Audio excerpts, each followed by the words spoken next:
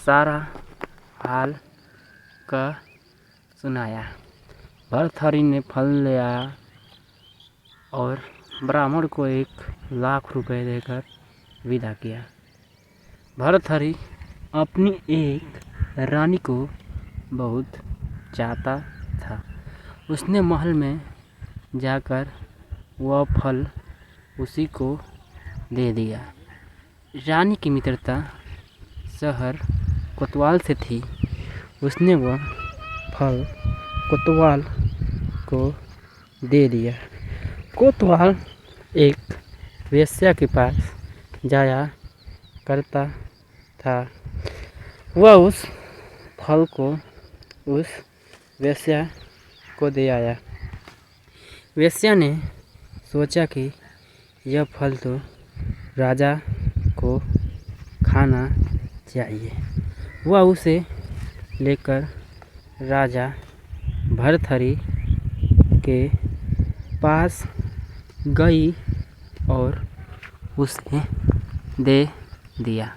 भर्तृहरि ने उसे बहुत सा धन दिया, लेकिन जब उसने फल को अच्छी तरह से देखा तो पहचान लिया। उसे बड़ी चोट लगी, पर उसने किसी से कुछ नहीं कहा। उसने महल में जाकर रानी से पूछा कि तुमने उस फल का क्या किया? रानी ने कहा, मैंने उसे खा लिया। राजा ने वह फल निकालकर दिखा दिया। रानी घबरा गई और उसने सारी बात सच सच कह दी। भर्तृहरि ने पता लगाया तो उसे पूरी बात ठीक ठीक मालूम हो गई। वह बहुत दुखी हुआ। उसने सोचा, यह दुनिया माया जाल है, इसमें अपना कोई नहीं। वह फल लेकर बाहर आया और उसे धुलवाकर स्वयं खा लिया। फिर राजपाट छोड़ योगी का भेष बना जंगल में तपस्या करने चला गया। भर्तृहरि के जंगल में चले जाने से विक्रम की गद्दी सुनी हो गई। जब राजा इंद्र को यह समाचार मिला तो उन्होंने एक देव को धारा नगरी की रखवाली के लिए भेज दिया। वह रात दिन वहीं रहने लगा। भर्तृहरि के राजपाट छोड़कर वन में चले जाने की बात विक्रम को मालूम हुई तो वह लौटकर अपने देश में आया। आधी रात का समय था। जब वह नगर में घुसने लगा तो देव ने उसे रोका। राजा ने कहा, मैं विक्रम हूँ, यह मेरा राज है, तुम रोकने वाले कौन होते हो? देव बोला, मुझे राजा इंद्र ने इस नगर की चौकसी के लिए भेजा है।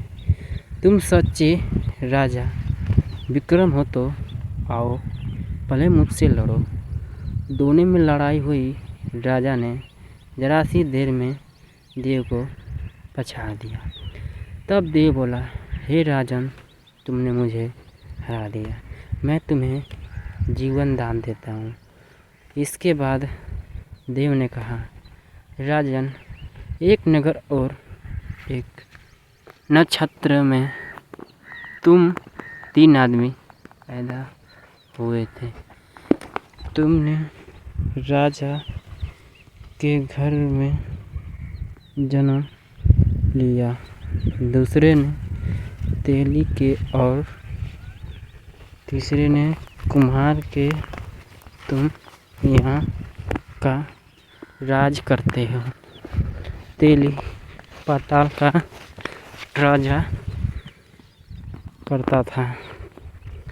कुम्हार ने योग साध कर तेली को मारकर शमशान में पिशाच बना सिरसर के पेड़ से लटका दिया है। अब वह तुम्हें मारने की फिराक में है, उससे सावधान रहना। इतना कहकर देव चला गया और महल में आ गया।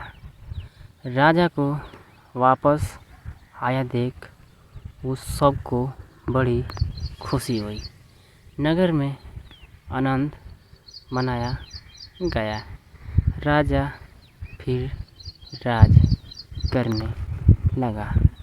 एक दिन की बड़ी बात है कि शक्तिशील नाम का एक योगी राजा के पास दरबार में आया और उसे एक फल देकर चला गया।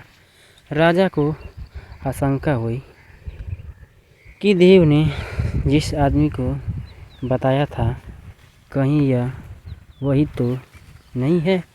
यह सोच उसने फल नहीं खाया, भंडारी को दे दिया। योगी आता और राजा को एक फल दे जाता। संयोग से एक दिन राजा अपना अस्तबल देखने गया था। योगी वहीं पहुंचा और फल राजा के हाथ में दे दिया। राजा ने उसे छाला तो वह हाथ से छूटकर धरती पर गिर पड़ा। उसी समय एक बंदर ने झपट कर उसे उठा लिया और तोड़ डाला। उसमें से एक लाल निकला जिसकी चमक से उसकी सबकी आंखें चौंधिया गई। राजा को बड़ा अचरज हुआ। उसने योगी से पूछा, आप यह लाल मुझे रोज क्यों दे जाते हैं? योगी ने जवाब दिया, बोला, योगी राज, आप सुनी हुई बुरी बातें दूसरों के सामने नहीं कही जाती। राजा उसे अकेले में ले गया।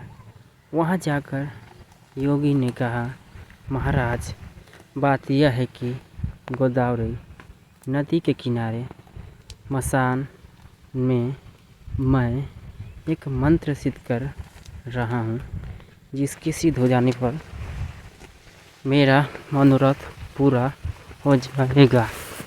तुम एक रात मेरे पास रहोगे तो मंत्र सिद्ध हो जाएगा। एक दिन रात को हथियार बांधकर तुम अकेले मेरे पास आ जाना। राजा ने कहा, अच्छी बात है। इसके उपरांत योगी ने और समय बताकर अपना मठ में चला गया। वह दिन अपने राजा अकेले वहाँ पहुँचा। योगी ने उसे अपने पास बैठा लिया। थोड़ी देर बैठकर राजा ने पूछा, महाराज, मेरे लिए क्या आज्ञा है? योगी ने कहा, राजन, यहाँ से दक्षिण दिशा में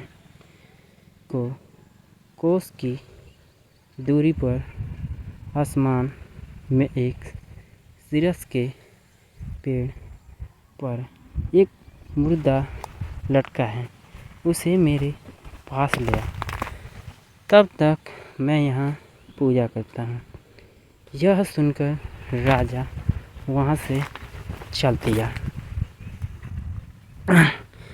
वहाँ से चल भयंकर रात थी। चारों ओर अंधेरा फैला था। पानी बरस रहा था। भूत प्रेत शोर मचा रहे थे। सांप आकर पैरों में लिपटते थे। लेकिन राजा हिम्मत से आगे बढ़ता गया। जब वह मसान में पहुंचा तो देखता क्या है कि शेर दहाड़ रहे हैं, हाथी चिघाड़ रहे हैं, भूत प्रेत आदमियों को मार रहे हैं। राजा बेधड़क चलता गया और उस सीरस के पेड़ के पास पहुंच गया। पेड़ जड़ से फुनगी तक आगे से दहक रहा था। राजा ने सोचा, वो न हो वह वही योगी है जिसके बात देव ने बताई थी। पेड़ पर रस्सी से बंधा मुर्दा लटक रहा था। राजा पेड़ पर चढ़ गया और तलवार से रस्सी काट ली। मुर्दा नीचे गिर पड़ा और दहाड़ मार मार कर रोने लगा। राजा ने नीचे आकर पूछा, तू कौन है? राजा का इतना कहना था कि वह मुर्दा खिलखिकर हंस पड़ा। राजा को बड़ा अचरज हुआ। तभी वह मुर्दा फिर पेड़ पर जा लटका। राजा फिर चढ़कर ऊपर गया और रस्सी काट मुर्दे का बगल में दबा नीचे आया। बोला, बता तू कौन है? मुर्दा चुपचाप रहा। तब राजा ने उसे एक चादर में बांधा और योगी के पास ले चला। रास्ते में वह मुर्दा बोला, मैं बेताल हूँ, तू कौन है और मुझे कहाँ ले जा रहा है? राजा ने कहा, मेरा नाम विक्रम है, मैं धारा नगरी का राजा हूँ। मैं तुझे योगी के पास ले जा रहा हूँ। बेताल बोला, मैं एक शर्त पर चलूँगा। अगर तू रास्ते में बोलेगा तो मैं लौटकर पेड़ पर जा लौटूँगा। राजा ने उसकी बात मान ली। फिर बेताल बोला, पंडित चतुर और ज्ञानी इनके दिन अच्छी अच्छी बातों में बीतते हैं, जबकि भूखों के दिन कलह और नींद में अच्छा होगा कि हमारी राह भली बातों की चर्चा में बीत गए। तुझे एक कहानी सुनाता हूँ, ले सुन।